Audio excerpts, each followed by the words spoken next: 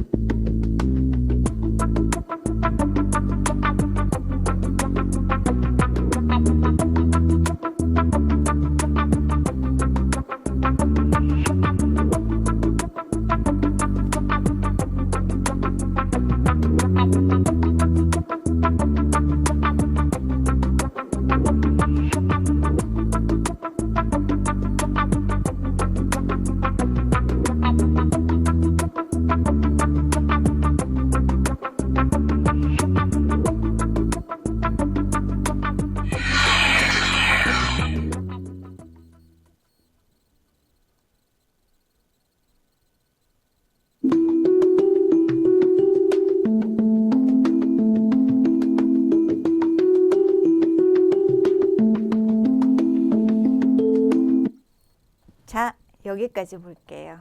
물론 중간에 모르는 말도 있었지만 여러분, 우리가 모두 아는 말만으로 살 수는 없어요. 아까 그 영상에서 어떤 말들은 한국의 대학생들도 모르는 말도 있고요. 뭐 중학생이나 고등학생이 모르는 말도 있어요. 하지만 여기서 중요한 것이 무엇인지는 여러분이 알 수 있죠. 그것만 가지고 한번 얘기해 봅시다. 지금 이 영상에서 말하고 싶은 문제는 무엇입니까? 자, 문제 무엇입니까? 좋아요를 누른다? 이게 문제 아니죠? 우리가 좋아요가 있는 글을 더 많이 보고 좋아요가 있는 글을 다른 사람에게 추천하는 문제예요. 그 글을 좋아요라고 하는 게 문제는 아니에요. 좋아요, 재밌어서 좋아요 하는 건 괜찮죠. 하지만 우리는 좋아요를 중심으로 내용을 만나고 그러면 그동안 그것을 내 친구에게 추천하고 그럴 때 정말 우리가 봐야 하는 거, 이 사회에서 함께 우리가 고민하고 생각해야 하는 좋은 기사를 보지 못하고 지나간다. 이게 문제인 거죠. 우리는 그동안 왜 몰랐을까요? 좋아요를 누르고 좋아요가 많은 것만 보는 동안 다른 것을 보지 못한다는 것을 몰랐죠. 몰랐기 때문에 나는 좋아요가 있는 것만 열심히 봤죠. 좋아요가 글이 좋다는 것만은 아니죠. 재미있고 그 다음에 아주 흥미로운 것만 좋아요를 많이 누르기 때문에 좋아요를 누릴 때는 조심해야 된다. 좋아요가 있는 것을 보는 것만은 조심해야 된다. 네, 이런 뜻이에요. 이걸 어떻게 해결할 수 있을까요? 우리가 몰랐기 때문이죠. 알면 그렇게 안 하겠죠. 우린 대학생이에요. 그리고 우리는 사회 문제에 대해서 생각할 수 있고 우리는 아이들이 아니죠. 그러면 우리가 알았다면 앞으로 그렇게 하지 않겠죠. 그래서 이 영상은 좋아요만 보면 안 된다고 우리에게 알려주고 있어요. 이런 영상을 만들어서 사람들에게 알려주는 것이 해결 방법이 되겠죠. 아까 어려워서 여기까지만 봤는데 뒤에 뭐가 있는지 조금 더 볼까요?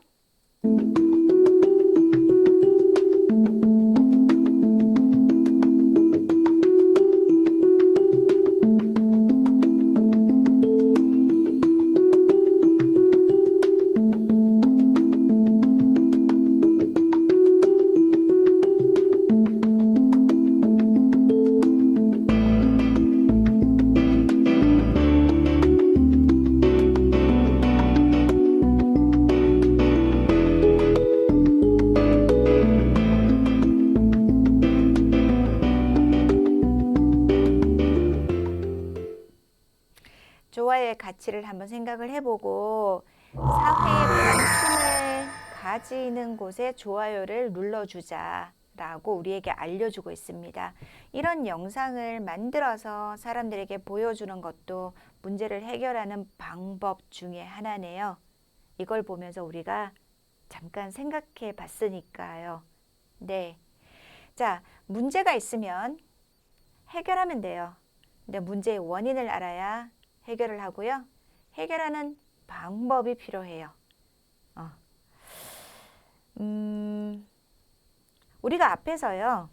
문제, 원인, 해결 방안으로 되어 있는 그런 발표를 준비할 때는 논리적인 연관성이 논리적인 연관성이 참 필요하다고 했고, 자, 그럴 때 우리가 앞에서요. 이렇게 환경 문제로 예를 들어 봤잖아요. 자, 오늘 그걸 다시 보는데 똑같은 걸 다시 보는 이유는 여러분이 이해할 수 있기 위해서예요.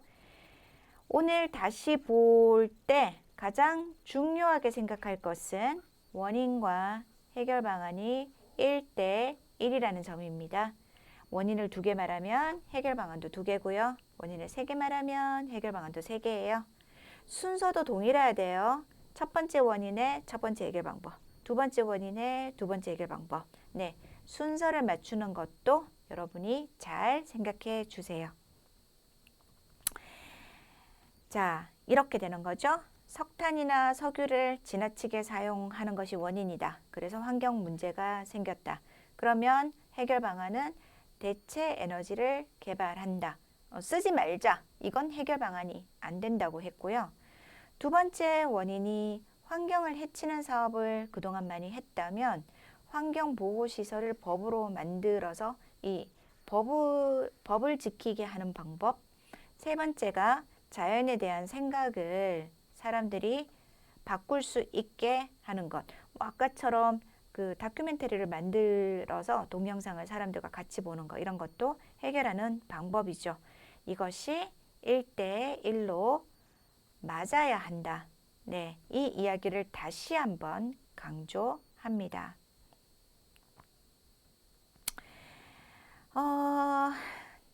자, 이건 여러분의 친구가 만든 문제 해결 구성의 PPT입니다.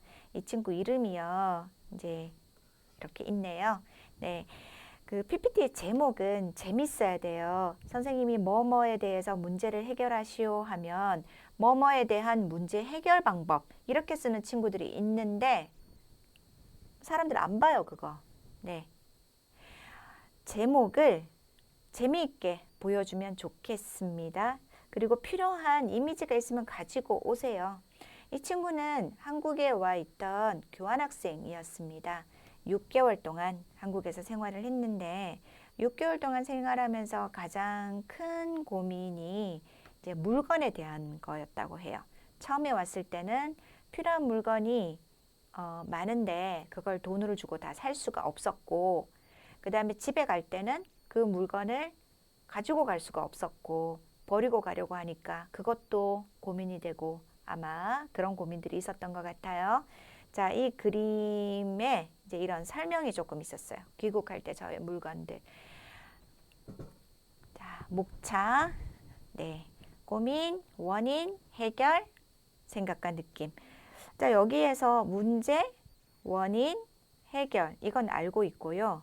문제 대신에 고민이란 말을 썼네요. 근데 마지막에 이렇게 생각과 느낌을 하나 더 넣어줘도 괜찮은 것 같네요.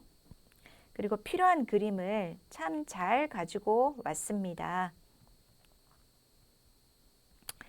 자, 고민이 처음에 왔을 때하고 마지막에 집에 갈 때하고 이렇게 2가지로 이야기를 했는데요. 선생님은 나중에 이런 생각을 했어요. 처음에 왔을 때하고 집에 갈 때 중에서 한 가지만 해도 될 것 같았어요. 네, 지금 집에 갈 때니까 이것만 가지고 이야기해도 될 것 같은데 그 처음에 왔을 때하고 집에 갈 때하고 2개를 같이 이야기하니까 듣는 사람들이 좀 이해하기 어려워했었어요. 그래서 내용이 많으면 항상 한 개를 좀 집중적으로 이야기하는 그런 시간이 필요합니다. 자, 여기서는 지금 2가지를 이야기를 해야죠. 먼저 그 고민을 얘기했고 원인을 설명을 하는데 사실 필요한 것이 많았다. 그래서 다 사면 비싸니까 못 산다. 그리고 집에 갈 때 짐을 다 챙길 수가 없다. 이거 비행기에 가져가면 비용이 많이 나오죠. 그래서 버리자니 아깝고 어떻게 하지가 이제 원인이었고, 이걸 해결하는 방안이 2개가 있었어요. 이 친구가 말한 것은 물건을 싸게 사는 방법으로 세컨드 핸드 숍, 네, 중고 시장에서 물건을 사는 것과 그 다음에 선배한테 부탁해서 물건을 사는 것, 선배한테 그냥 달라고 하기 선배한테서 그냥 받기, 받아쓰기, 이 말도 괜찮은 것 같은데요. 그리고 짐을 줄이기 위해서 이제 후배나 친구에게 팔거나 주는 방법이 있고, 그 다음에 필요 없는 것은 버린다. 네, 이런 그 슬라이드를 이렇게 만들었어요. 그래서 글자가 좀 많지만 구조화를 잘 해놓고 애니메이션을 잘 넣어두니까 보는 사람들이 쉽게 이해가 되고 있었습니다. 자, 그렇게 하고 그 다음에 마지막에요. 이 친구는 자기 생각과 느낌을 넣어놨는데요. 절약한다는 것은 필요하다. 그 다음에 기념품 같은 것은 내가 가지고 가야 한다. 이런 것은 잊을 수가 없다. 네. 라고 했습니다. 그런데 절약하기가 필요함 할 때 기는 쓰지 않습니다. 그냥 절약이 필요함이라고 하거나, 자, 절약은 낭비의 반대 말이죠. 필요 없는 것에 돈을 쓰는 게 아니라 꼭 필요한 곳에만 돈을 쓰는 save money, 예, 절약이죠. 절약이 필요함. 아니면 절약하는 것이 필요함. 이렇게 많이 쓰고요. 절약하기라는 말은 여기에는 잘 맞지 않습니다. 그리고 뭐 어떤 물건은 꼭 가져가야 한다. 그리고 이렇게 감사합니다를 따로 뺐어요. 근데 선생님이 클로징 메시지에 감사합니다만 있으면 별로 안 좋아요 그랬잖아요. 그런데 이거는 선생님이 지금 괜찮다고 얘기를 하는데 이유가 뭐냐면 여기 앞에 생각과 느낌이 있었기 때문에, 여기에서 클로징 메시지가 있었기 때문에 그럴 때는 마지막에 감사합니다 이거 한 개만 있어도 괜찮다는 생각이 들어요. 자, 우리가 지금 계속 문제 해결을 보고 있는데요. 이 영상을 하나 더 보면서 여러분이 정말 문제 해결을 이해했는지 마지막으로 한 번만 더 확인을 하겠습니다. 자, 하품을 옮기는 광고판이라는 겁니다. 하품? 이거요. 이겁니다. 네. 근데 이 하품이요. 한 사람이 하품을 하면 옆에 사람도 하품을 같이 하는 거 알아요?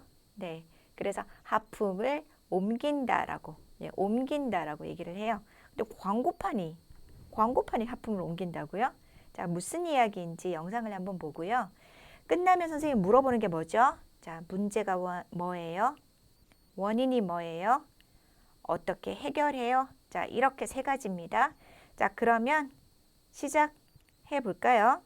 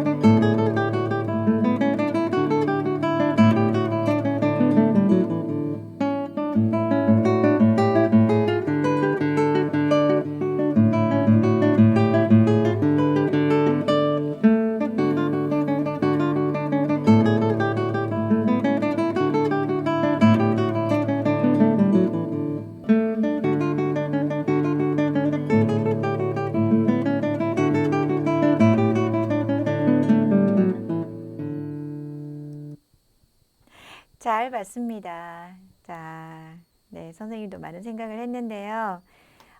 여기서 지금 문제가 뭐죠? 문제. 잠이 온다? 아니에요. 여기서 말하는 문제는 자, 커피를 마시면 잠을 깬다? 이것도 아닙니다. 그럼 모르는 사람 없어요. 자, 여기서 문제는요. 잠이 올 때 사람들이 커피를 마시면 잠이 깬다는 건 알아요. 그건 아는데 그때 카페펠레 여기 지금 회사가 카페펠레죠? 네, 카페펠레를 마시는 게 아니라 다른 커피를 마시는 게 문제죠. 뭐 네스카페라든지 뭐 이런 거요. 그러니까 사람들이 잠이 올 때 커피를 마시는데 이건 아는데 그런데 우리 회사 커피를 안 마시고 다른 회사 커피를 마시는 게 문제죠. 그래서 원인이 뭐야 생각해 봤습니다.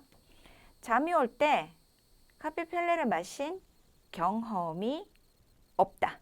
네. 이게 원인인 거죠. 경험이 없다. 그러면 그 경험을 자, 해결 어떻게 할까요? 그 경험을 만들어 주자. 그 경험을 만들어 주자. 그래서 실제로 아침에 잠깐만요. 아침에 그 출근길 지하철에서 하품을 하면 하품을 하면 그 사람에게 커피를 주는 이런 경험을 하게 된 것이죠. 네. 어떻습니까? 굉장히 좋은 아이디어였다는 생각이 들고요. 그걸 경험해 본 사람이라면 다음에 잠이 올 때 하품을 했다면 그러면 뭘 생각할까요? 카페펠레를 생각하고 다른 커피가 아니라 카페펠레를 선택해서 마시겠지요. 자, 문제 해결을 했습니다. 여러분 회사 가면 이런 일 많이 한다니까요. 그리고 학교에서도 이런 연습을 많이 하게 될 거예요. 이렇게 문제 해결을 잘하는 그런 학생의 발표나 리포트, 보고서를 보면 선생님은 와, 잘한다 라는 생각을 하게 돼요. 여러분은 어떤 학생인가요? 자, 그러면 이 정도 했다면 여러분이 문제, 원인, 해결은 찾을 수 있을 것 같은데 오늘은 새로운 내용을 만날 거죠. 잠깐만 쉬고 다시 옵니다. 물 마시고 다시 옵니다. 정말 옵니다.